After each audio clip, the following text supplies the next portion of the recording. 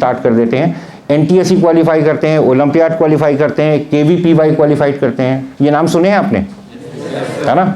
National talent search exam, olympiad है, किशोर वैज्ञानिक प्रोत्साहन योजना है। और वो क्यों क्वालिफाई करते हैं? क्योंकि हम क्लास 9 से ही जब पढ़ाना शुरू करते हैं, तो जब हम बोर्ड लेवल से एक लेवल ऊपर जाते हैं, यानी NTSE लेवल पे पढ़ाना शुरू करते हैं, तो कहीं ना कहीं JEE मेंस और एडवांस का बेस बनना शुरू हो जाता है। ठीक, तो जो 9 से आते हैं वो राइट टाइम पर हैं, आप अभी भी लेट हैं, और अगर आप अभी भी सोचते हैं तो फिर बहुत लेट होने वाले हैं, राइट? चूंकि हमको तीनों अटेम्प्ट का फ़ायदा चाहिए, तो प्रिपरेशन हमें 10 से शुरू कर देनी है, यानी 11th में आते ही हमको प्रिपरेशन शुरू कर देनी है। मगर अब जैसे ही बात आती है कि हमको प्रिपरेशन शुरू करनी है, तो पहला सवाल आता है कैसे करें। तो बहुत सारे लोग ये सोचते हैं कि हम किसी कोचिंग इंस्टीट्यूट को ज्वाइन कर लेते हैं। उसका रीज़न ये है कि बोर्ड का जो सिलेबस है, आप NCERT फॉलो करते हैं, राइट?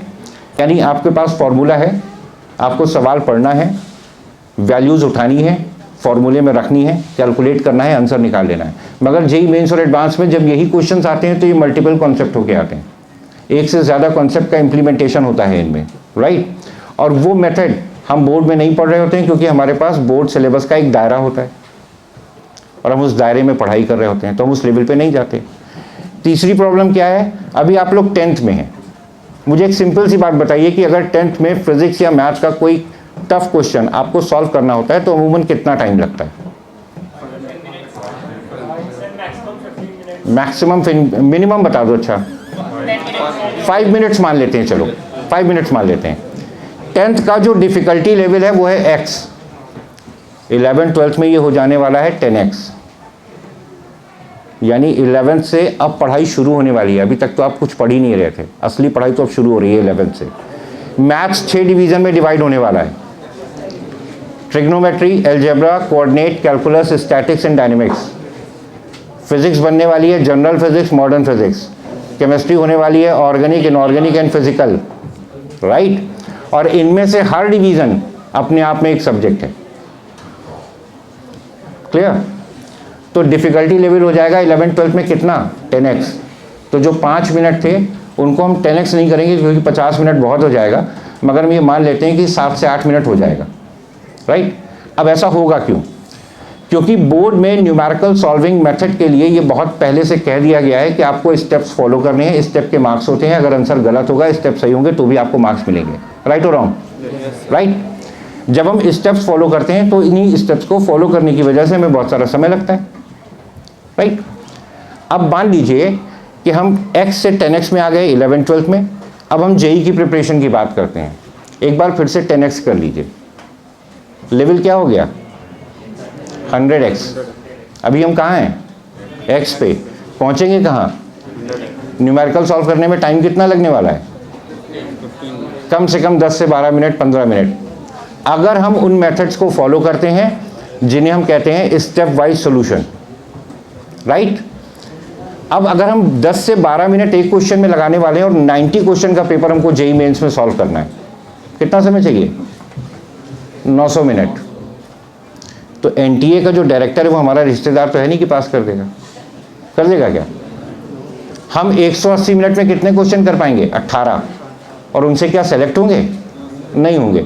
इसका मतलब है हमें बहुत सारे शॉर्टकट मेथड्स चाहिए, हमें बहुत सारे ट्रिक्स चाहिए, हमें बहुत सारे other methods of problem solving चाहिए, जिनसे हम इन क्वेश्चंस को इजी वे में सॉल्व कर सकें।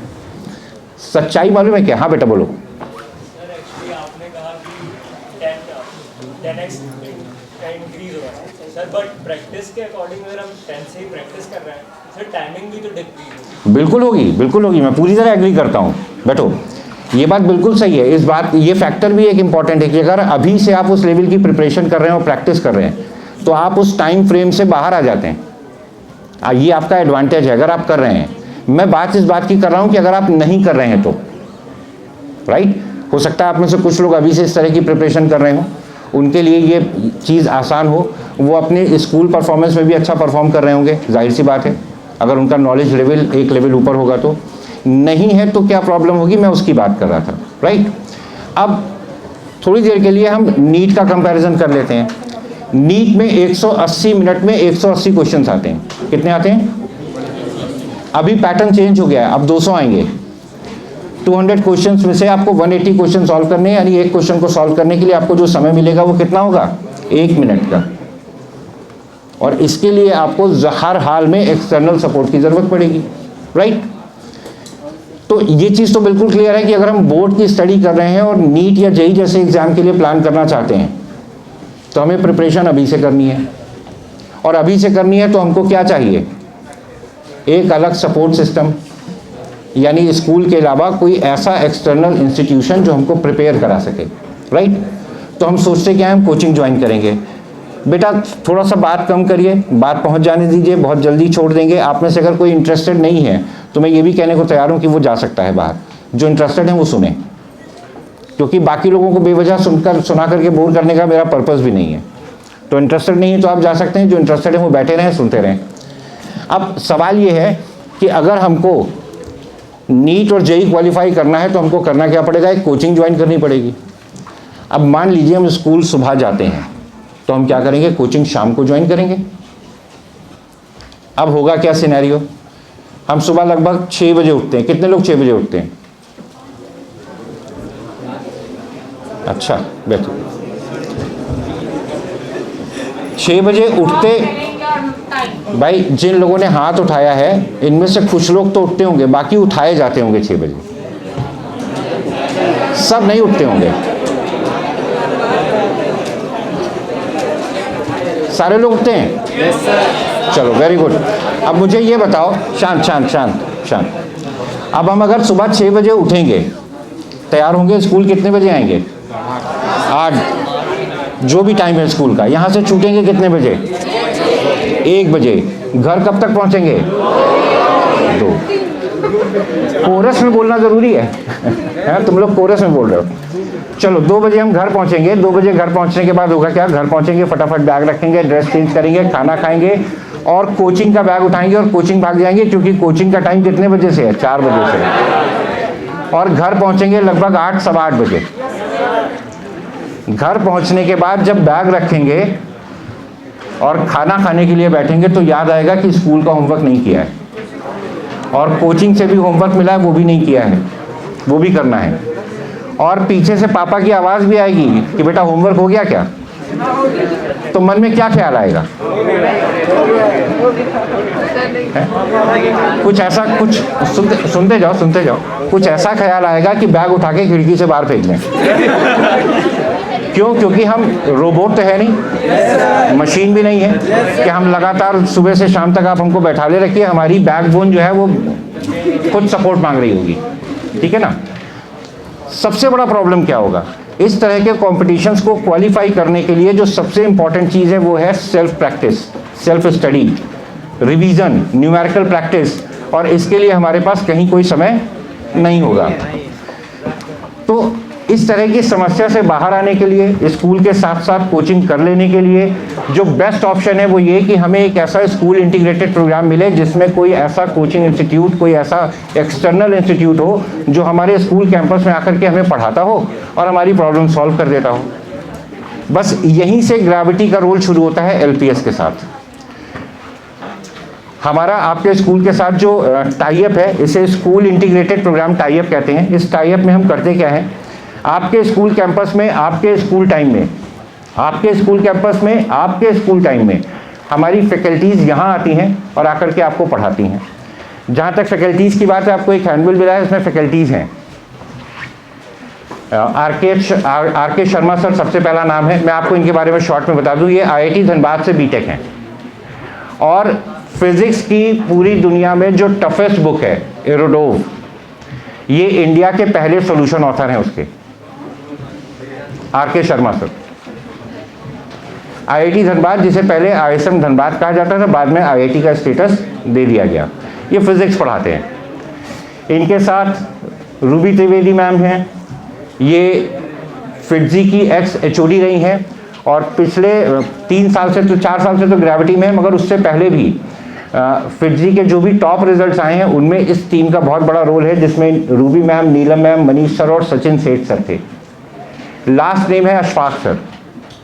अशफाक सर भी केमिस्ट्री के बहुत रिनाउंड फैकल्टी हैं और मैं आपको बता दूं, अशफाक सर के पढ़ाए हुए 5000 से ज़्यादा बच्चे आज की तारीख में इंजीनियर हैं और लगभग 6000 बच्चे आज की तारीख में डॉक्टर हैं। अगर कोई इसको क्रॉस चेक करना चाहे तो आप KGMC चले जाइए, MBBS part 1 part 2 MBBS first year, second year, third year, fourth year, आप किसी भी ईयर की क्लास में जाके पूछ लीजिए अशफाक सर को कौन जानता है, तो कम से कम 15 बच्चे हाथ उठाएंगे कि हम उनसे पढ़ करके आएँ। तो ये वो टीम है जो आपको यहाँ मिलने जा रही है। अब ये प्रोसेस काम कैसे करेगा, आपका एक सेपरेट सेक्शन बनेगा जो ग्रेविटी का सेक्शन कराएगा। आप में से जितने लोग इंटरेस्टेड होंगे, जो लोग एनरोल करेंगे, ये उस सेक्शन में चले जाएंगे।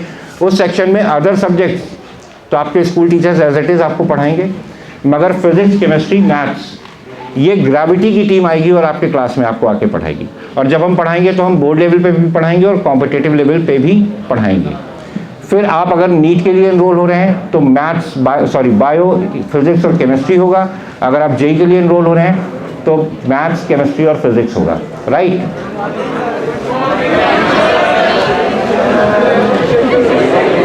और इस टीम के जितने भी मेंबर्स हैं सबने इंडिविजुअली बहुत अच्छे रिजल्ट्स दिए हैं। तो अगर आप इस टीम के साथ आते हैं तो ये मान के चलिए कि आपको बहुत सारी चीज़ों के में इम्प्रूव करने का मौका मिलेगा।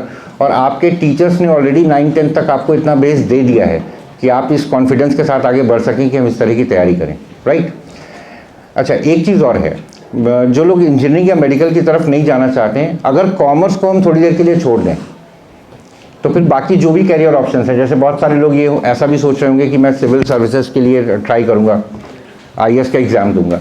तो मैं आपको बता दूं कि जो सिविल सर्विसेज का रिज़ल्ट है, अगर मान लीजिए 1000 कैंडिडेट सिविल सर्विसेज क्वालिफाई करते हैं, प्री भी, मेंस भी और इंटरव्यू भी, और उसके बाद मेरिट डिक्लेयर होती है, तो उन 1000 कैंडिडेट में कम से कम 750 कैंडिडेट ऐसे होते हैं जिन्होंने बीटेक के बाद सिविल दिया होता है या MBBS के बाद सिविल दिया होता है, राइट।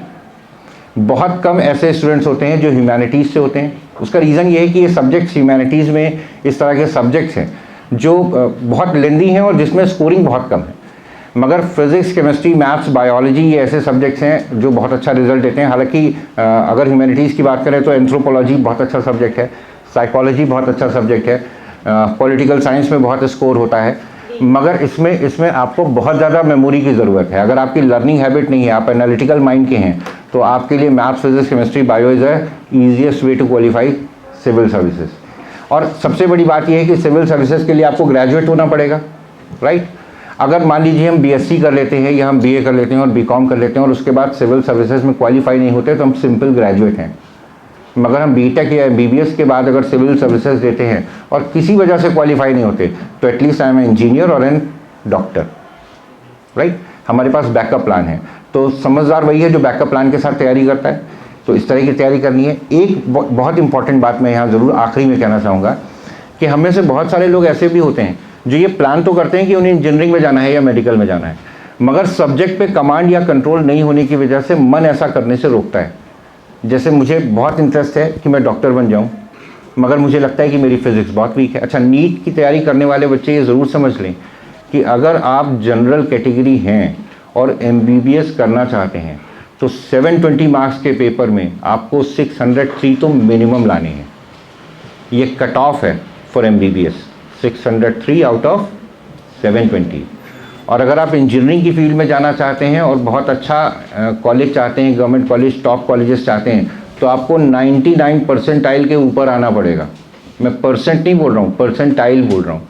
99 परसेंटाइल के ऊपर आना पड़ेगा। टॉप कॉलेजेस के लिए आपको 99.5 परसेंटाइल के आसपास जाना पड़ेगा मेंस में। और अगर आप एडवांस की बात कर रहे हैं, मान लीजिए आप में से किसी ने सोच रखा है कि मैं कंप्यूटर साइंस लूँगा और BTech करूँगा, तो कंप्यूटर साइंस के लिए जो इंजीनियरिंग कॉलेजेस हैं, इनमें बेस्ट इंजीनियरिंग कॉलेज है IIT बॉम्बे, रैंकिंग में नंबर 1 है इस समय। IIT बॉम्बे से कंप्यूटर साइंस में BTech करने के लिए आपको ऑल इंडिया रैंक 1 से 50 के बीच में चाहिए, 1 से 50 के बीच में चाहिए। अगर रैंक 51 है तो CS नहीं मिलता। यानी हमको जिन सब्जेक्ट्स की हम बात कर रहे हैं उनमें इन डेप्थ ग्रिप जो चाहिए वो इसीलिए चाहिए क्योंकि हमारा कंपटीशन ऐसे बच्चों से है, राइट। अच्छा, नीट वाले ये ज़रूर ध्यान रखें कि बिना फिज़िक्स के कुछ नहीं होने वाला है और फिज़िक्स का बेस होता है मैथ्स। तो जो लोग 10th से 11th में इस डर से जा रहे हैं कि हमें मैथ छोड़नी है, बायो लेनी है, वो इस बात के लिए बिल्कुल सावधान रहें कि वहाँ पर मैथ्स की मौसेरी बहन है, यानी फिज़िक्स, जो बहुत परेशान करने वाली है। तो मैथ से डरने के बजाय उससे लड़ना अभी से शुरू करिए, उसको समझना अभी से शुरू करिए। होता क्या है बेसिकली, हमारी आदत होती है, हम ह्यूमन बीइंग है, हमारी आदत होती है कि हम अपनी गलतियां कभी नहीं मानते, हम हमेशा दूसरे के ऊपर अपनी गलती डालते हैं।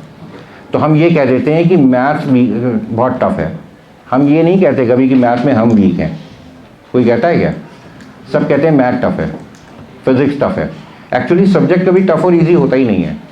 प्रॉब्लम ये होती है कि उस सब्जेक्ट के साथ किसी पर्टिकुलर ईयर में किसी पर्टिकुलर पॉइंट पे हमारा इंटरेक्शन बड़ा जिसको कहना चाहिए ऑपोजिट वे में हो जाता है। जैसे फॉर एन एग्जांपल, अभी अगर मैं पूछूं 3 + 5 तो सब बोलेंगे 8, ठीक। मगर क्या ये 3 + 5 जब हम केजी या नर्सरी में थे तब हमारे लिए इतना आसान था? तब हम ऐसे ऐसे करते थे, फिर लकीरें लिखते थे और उसमें भी गलत आंसर निकालते थे। यानी होता क्या है कि सब्जेक्ट की जैसे जैसे डेप्थ बढ़ती है सब्जेक्ट हमारे लिए ईजी होता है। वही मैथ जो आप में से कुछ लोगों को अभी टफ लग रही है वो एक ज़माने में बहुत आसान रही होगी आपके लिए। मगर प्रॉब्लम क्या है, हम सब्जेक्ट को टफ बना लेते हैं। कैसे बना लेते हैं? हम टीचर से डाउट नहीं पूछते। क्लास में टीचर्स कुछ पढ़ाने के बाद पूछते हैं समझ में आया, 50 में से 49 कहते हैं हाँ आ गया, तो जिस एक को नहीं आया होता वो भी हाँ कह देता है। क्योंकि डर ये होता है भाई ना कह देंगे तो बड़ी बेइज्जती हो जाएगी, 49 ने समझ लिया, मैं अकेला ही नहीं समझ पाया। और कोई टीचर अंतर्यामी नहीं है जो आपका चेहरा पढ़ करके ये समझ ले कि आपको क्या समझ में आया क्या नहीं आया। मतलब हम टीचर्स इतना एक्सपीरियंस तो रखते हैं कि आपकी शक्ल से ये समझ लेंगे कि आप किस मूड में बैठे हैं। मगर समझ में आया नहीं समझ में आया, ये समझने के लिए थोड़ा सा आपका सपोर्ट चाहिए। यानी आपको सामने से बोलना पड़ता है कि हमको ये चीज़ नहीं क्लियर हुई। और ये चीज़ बिल्कुल दिमाग में बैठा लीजिए। बहुत से लोगों के मन में डर होगा कि हम टीचर से डाउट पूछेंगे तो टीचर डांट देंगे। यही होता है ना डाउट, कि हम पूछेंगे तो ऐसा ना हो टीचर डांट दें। सवाल ये है कि अगर हम मान लीजिए हमको डाउट था, हमने पूछा, एक बार पूछा टीचर ने बताया, नहीं समझ में आया दोबारा पूछा टीचर ने फिर बताया, नहीं समझ में आया हमने तीसरी बार पूछा टीचर ने फिर बता दिया, चौथी बार जब पूछने की बारी आती तो मन में हल्का सा डर शुरू होता है, यार अब पूछेंगे तो टीचर कह देंगे गधे हो क्या बिल्कुल। तो सवाल ये है कि अगर गधे बन जाने से हमारी प्रॉब्लम सॉल्व हो रही है तो बन जाते हैं ना, क्या दिक्कत है? हम खड़े होकर साफ साफ बोलें सर से कि हाँ सर मैं मान रहा हूँ कि मैं गधा हूँ, क्योंकि गधा नहीं होता तो पूछता क्यों, पूछ ही ले रहा हूँ। तो अपने डाउट्स को क्लियर करना बहुत ज़रूरी है। ये आप अगर प्रिपरेशन करेंगे तब भी बहुत ज़रूरी है। अब जैसे एक बड़ी सिंपल सी बात है, हम किसी चीज़ को टफ और ईजी कब मानते हैं? टफ तब मानते हैं जब हमारी समझ के बाहर होता है, ईजी कब मानते हैं जब हमारी समझ में आ जाता है। इसका एक बहुत छोटा सा एग्जाम्पल मैं आपको देने जा रहा हूँ। मैं अभी आप लोगों से कुछ कहूँगा करने को, आप जहाँ बैठेंगे वहीं बैठे रहेंगे, बगल वाले से बात नहीं करेंगे, मैं जो कहूँगा वो करते चले जाएंगे, ठीक है? बहुत छोटी सी एक्सरसाइज है, 2 मिनट की एक्सरसाइज है, ना कॉपी चाहिए ना पेन, जनरल डिस्कशन है। और जैसे ही मैं बोलूँगा आप में से बहुत से लोग बोलेंगे मुझे आता है, तो जिनको आता हो वो फिर भी कर लें मेरे कहने पे, राइट? आप सारे लोग बिटवीन 1 to 9 कर दिया। अब 5 माइनस करने के बाद जो नंबर आया ये अल्फ़ाबेटिकल ऑर्डर में जिस अल्फ़ाबेट पे आएगा, जैसे 1 for A 2 for B, तो जिस अल्फ़ाबेट पे आएगा वो अल्फ़ाबेट सोच लीजिए। सोच लिया? अब उस अल्फ़ाबेट से एक कंट्री सोच लीजिए। सोच लिया? इस कंट्री का नाम जिस अल्फ़ाबेट पे ख़त्म होता है उससे एक एनिमल सोचिए। सोच लिया? अब इस एनिमल का नाम जिस अल्फ़ाबेट पे ख़त्म होता है उससे एक फ्रूट सोचिए। सोच लिया? अब इस फ्रूट का नाम जिस अल्फ़ाबेट पे ख़त्म होता है उससे फिर एक एनिमल सोचिए। सोच लिया? आंसर है 4D डेनमार्क, कुछ का कंगारू, कुछ का कोआला, कुछ का ऑरेंज, कुछ का एप्पल, एलिफेंट सबका। राइट और रॉन्ग? अब सवाल ये है, शांत शांत शांत, सवाल ये है आप में से बहुत के मन में आएगा यार ये तो जादू है। मगर अगर देखा जाए तो ये कुछ नहीं है, इट्स अ सिंपल लॉजिक। 9 को आप किसी भी नंबर से मल्टीप्लाई करेंगे, जो भी डिजिट आएगी उसको आपस में ऐड करेंगे फिर 9 हो जाएगा। 5 माइनस करेंगे 4 आएगा, 4 आएगा तो कंट्री सिर्फ एक है डेनमार्क, के आएगा तो 2 ही एनिमल दिमाग में आते हैं, कोआला एंड कंगारू।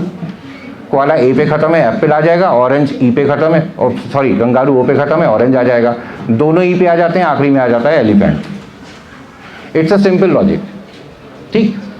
अब सवाल ये है कि अगर किसी को ये चीज़ लग रही है कि यार ये तो बहुत टफ चीज़ कैसे कर ली इन्होंने, तो वो उसके पीछे क्या वजह है? उसके पीछे वजह है कि हमें कॉन्सेप्ट पता ही नहीं था। मगर जब ये पता हो गया तो ये चीज़ अपने आप बहुत आसान हो गई, राइट? एक तो ये वजह होती है। यानी अगर कोई सब्जेक्ट हमें टफ लग रहा है तो उसके पीछे रीज़न ये कि हम डेप्थ में नहीं पहुंच रहे हैं, हमको उस डेप्थ में पहुंचना है, उस कॉन्सेप्ट, उस लॉजिक को समझ लेना है। दूसरी इंपॉर्टेंट बात जो अब पूछने जा रहा हूँ ये बहुत इंपॉर्टेंट है और इससे पता चल जाएगा कि आप लोग अभी कितने तैयार हैं। मान लीजिए ये एक सिंपल सड़क है, सब लोगों को दिख रहा है ना? इस सड़क पे एक टायर खड़ा हुआ है, राइट? इस टायर के अपर पॉइंट पे मैंने एक पॉइंट क्रिएट किया जिसका नाम रखा P। एक सड़क है, उस पर एक टायर खड़ा है, टायर के अपर पॉइंट पे एक पॉइंट बनाया जिसका नाम रखा P। बहुत सिंपल सा सवाल है कि अगर इस टायर को हम हाफ रोल कराएंगे तो पॉइंट P का डिस्प्लेसमेंट क्या होगा? जवाब बताइए, ऊपर नीचे से मतलब नहीं है। डायमीटर। कितने लोग कह रहे हैं डायमीटर? हाथ उठाइए, एक मिनट शोर नहीं करो। जो डायमीटर कह रहे हैं हाथ उठाएं। ये लोग गलत हैं। और बताओ, जितने लोग रेडियस कह रहे हैं हाथ उठाएं। ये लोग भी गलत हैं। शोर नहीं करो, जवाब हाथ उठाओ, मैं जवाब पूछ लूंगा। हाँ, 2 पाई आर डिवाइडेड बाई 2 यानी पाई आर। ये इससे कितने लोग सहमत हैं? हाथ उठाएं। ये लोग भी गलत हैं।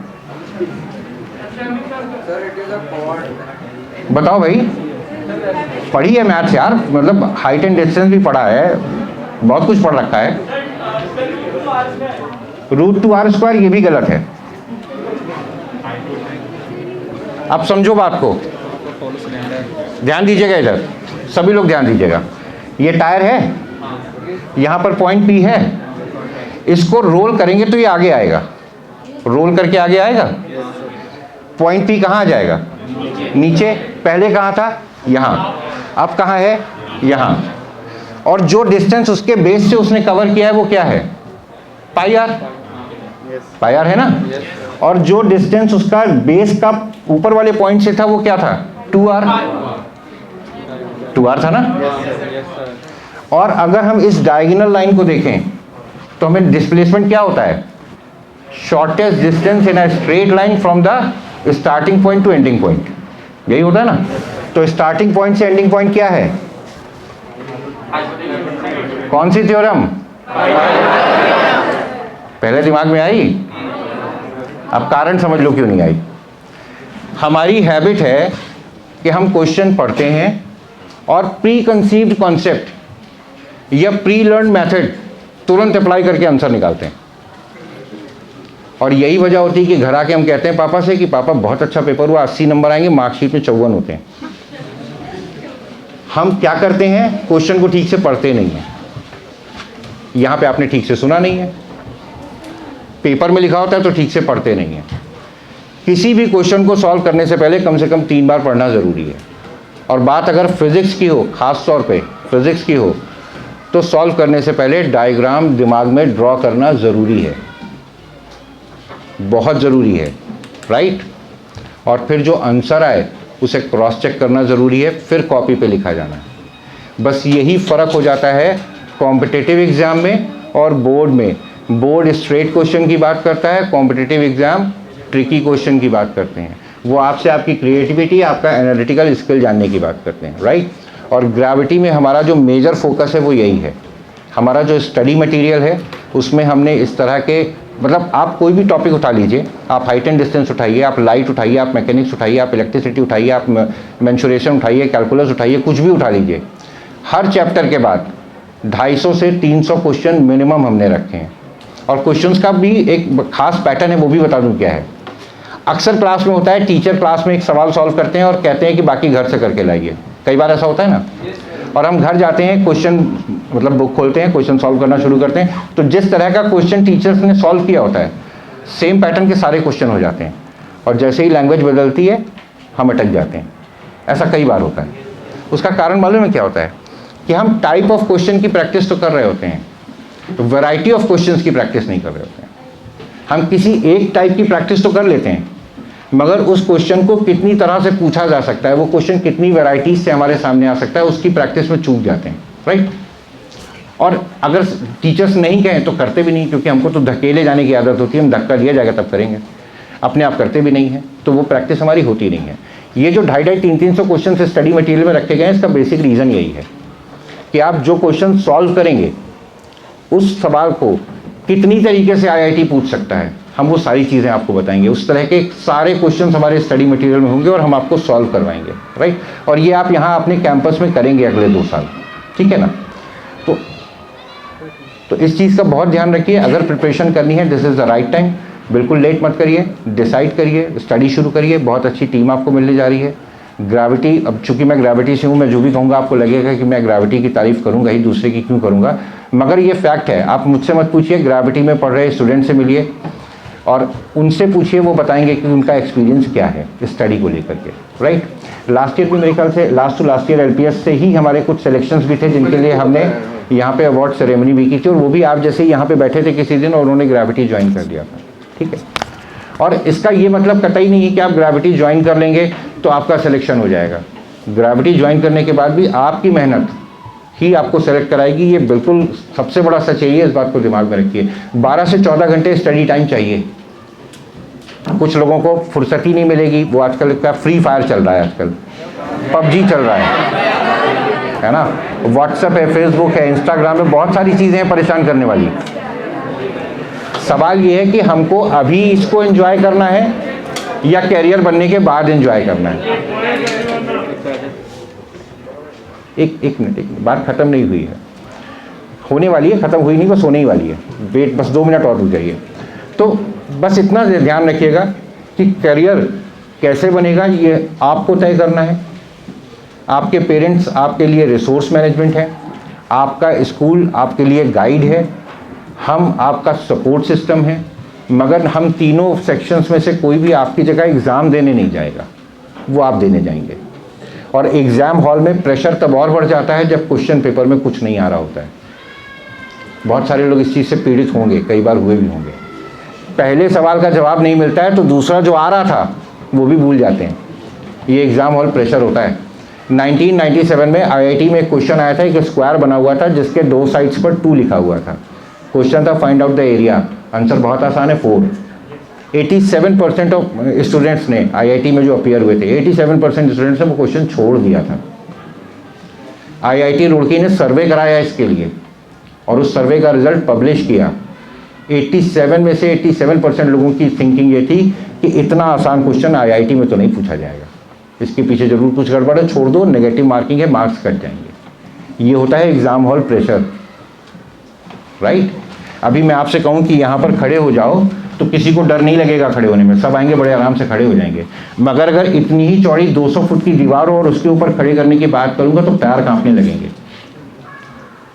ना आपके पैर चौड़े होने जा रहे हैं, ना इसकी चौड़ाई कम होने जा रही है, फिर भी ये डर मन में आ जाएगा। उसका रिजल्ट मालूम है क्या है, क्यों हुआ ऐसा? ये सिर्फ इसलिए है कि जो फियर ऑफ रिजल्ट होता है ये हमारी परफॉर्मेंस को ऑप्टिमम होते हुए भी ख़त्म कर देता है। यहाँ से गिरेंगे, ऐसे हाथ पैर झाड़ेंगे, खड़े हो जाएंगे, 200 फुट से गिरेंगे तो पैर टूट जाएंगे। ये जो डर है पैर टूटने का, ये ऊपर खड़े होने पे पैर जो है वो कांपने पे मजबूर कर देता है। तो जो रिजल्ट का फियर होता है ना, ये बहुत परेशान करता है। तो इन चीज़ों से बचने का तरीका यही कि हम अभी से अपने आप को बहुत अच्छे तरीके से प्रिपेयर करें। बाकी संदीप सर ने आपको सब बता ही दिया है और ठीक है। बाकी आप लोग संदीप सर जो लास्ट में आपसे कह रहे हैं आप सुन लीजिए और कोशिश करिए, घर पे डिस्कस करिए, प्लान करिए, अपने स्कूल मैनेजमेंट को इस बारे में बताइए कि आप ज्वाइन करना चाहते हैं। संदीप सर यहाँ पर रहते हैं, इनको बताइए और ज्वाइन करिए और अपनी जर्नी स्टार्ट